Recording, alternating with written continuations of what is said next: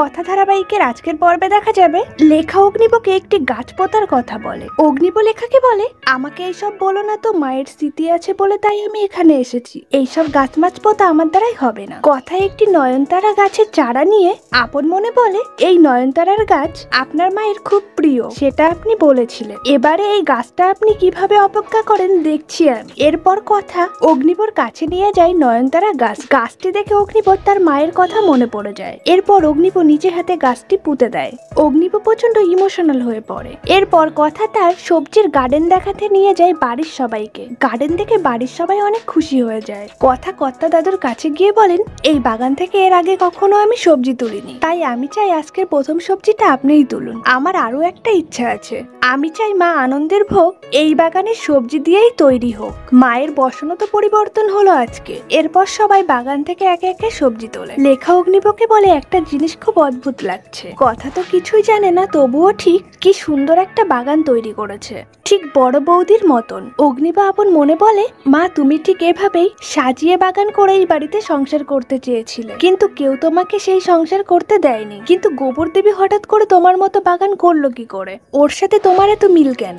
কথা লেখার কাছে এসে বলে, ওনাকে বলে দাও যে অনিচ্ছা সত্ত্বেও এখানে আসার জন্য অনেক ধন্যবাদ। অগ্নিব বলে, পিপি ওকে বলে দাও এখানে আমি ওর জন্য আসিনি, ও তো আমার বন্ধু নয়, ওকে সাপোর্ট করতে এখানে আসবো। এরপর অগ্নিব কথাকে ছাড়া বাকি সবাইদেরকে নিয়ে আইসক্রিম খেতে চলে যায়। কর্তা দাদু তিমিরকে বলে, পালের কথা সবাইকে ডেকে নিয়ে গেল, কথা মাকে কেন নিয়ে গেল না?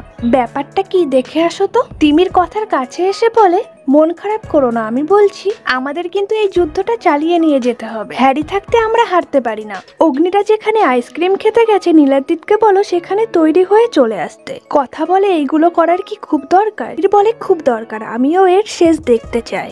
তিমিরের প্ল্যান মতো নীলান্দিত রেডি হয়ে চলে আসে হ্যারি সেজে। তিমির নীলান্দিতকে বলে, আমি কথাকে সবকিছু বলে দিয়েছি, যা করার ওই করবে, তোমরা শুধু দুজনে এখানে দাঁড়িয়ে হাসবে, যাতে অগ্নি দেখে আর চলে। এরপর সেখানে কথা চলে আসে। অগ্নিব হ্যারিকে দেখে বলে, এই ছেলেটা হ্যারি, এ আমার টি লঞ্চের ম্যানেজার। প্রিয়া বলে, ছেলেটা খুব স্মার্ট হ্যান্ডসাম। অগ্নিব বলে, তোর একে স্মার্ট মনে হচ্ছে, এই চ্যাংড়া ছেলেটাকে? প্রিয়া বলে, গোবর দেবীকে ঠিক ওর পাশে মানাচ্ছে না। ম্যান্ডি বলে, এভি ও তো আইসক্রিম খেতে এসেছে ওর সাথে, আমার মনে হয় ওর বয়ফ্রেন্ড হয়। নীলান্দিত কথাকে বলে, হ্যারে কথা কোনো বিপদ হবে না তো? কথা বলে, ছোটকা যখন বলেছে তখন অভিনয়টাই করেই যায় না, তাতে যদি দুজনেরই ভাগ্যটা ফেরে। এরপর তিমির অগ্নিবর কাছে গিয়ে বলে, কি দেখছিস আ করে? কথার পাশে ও তো হ্যারি, ওদের দুজনের কিন্তু দারুণ মিল, ওর পাশে কিন্তু ভালো লাগছে বল। অগ্নিব তিমিরকে বলে, বাজে বকিস না তো, তুই এখানে কি করতে এসছিস? তিমির বলে, আমি আইসক্রিম নিতে এসছি, তুই বললি না ভাই বোনেদের সবাইকে আইসক্রিম খাওয়াবি, সেটা শুনে লেখা আর নূপুর বললো আমাকে আইসক্রিম খাওয়াতে হবে, তাই আমি নিতে চলে এলাম। যাকগে চল আমরা বাড়িতে যাই আইসক্রিম নিয়ে। কথা তো মনে হয় আমাদের সাথে বাড়িতে যাবে না। অগ্নিব বলে, আমি কি করে জানবো, আমার সাথে থরি এসছে? এই সেই ম্যানেজার এখানে ঘুরঘুর করছে। তারপর দেখা যায় গুহবাড়িতে খুঁটি পুজোর অনুষ্ঠান শুরু হয়ে যায়। অগ্নিবর মনে পড়ে যায় কথা হ্যারির কথা। অগ্নিব আপন মনে বলে, খুব হেসে হেসে কথা বলা হচ্ছে, মানে মন মেজাজ খুব ভালো আছে। সত্যি কি এই হ্যারি ছেলেটার সাথে? আমার কি, আমি কেন ভাবছি?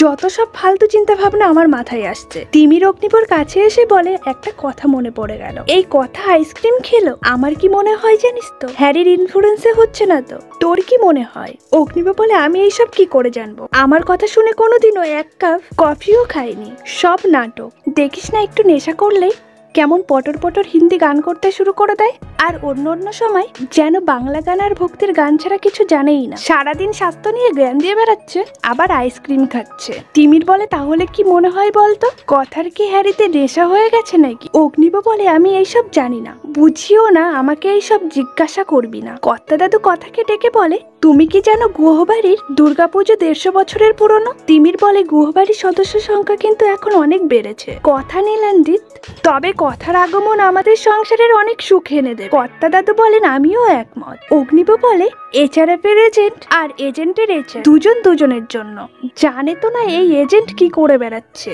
অঙ্কিত প্রত্যয় বলে, কি করে বেড়াচ্ছে? অগ্নিব বলে, দেখলেই তো, হ্যারি না হারি কি যেন একটা নাম, যত সব নাটক শুরু হয়েছে। এরপর কর্তা দাদু সবাইকে জানায় এবারের দুর্গাপুজোর সব দায়িত্ব কথার উপর। কথা আপন মনে বলে, গৃহস্থ বাড়ি দুর্গাপুজো শুনেছি স্বামী স্ত্রীকে একসাথে অনেক প্রথা পালন করতে হয়, কিন্তু পাচক মশাই সেসব কি করবেন? যে মানুষটার মা একদিন এইসব প্রথার সঙ্গে জড়িয়েছিল, সেই মানুষটার মাকে ছাড়া প্রথাগুলোই থাকতে কষ্ট তো হবেই। ভিডিওটি ভালো লাগলে অবশ্যই লাইক, কমেন্ট, শেয়ার করবেন। ডেইলি নিত্য নতুন ভিডিও পেতে ছায়াছবির জগৎ চ্যানেলটিকে সাবস্ক্রাইব করতে ভুলবেন না।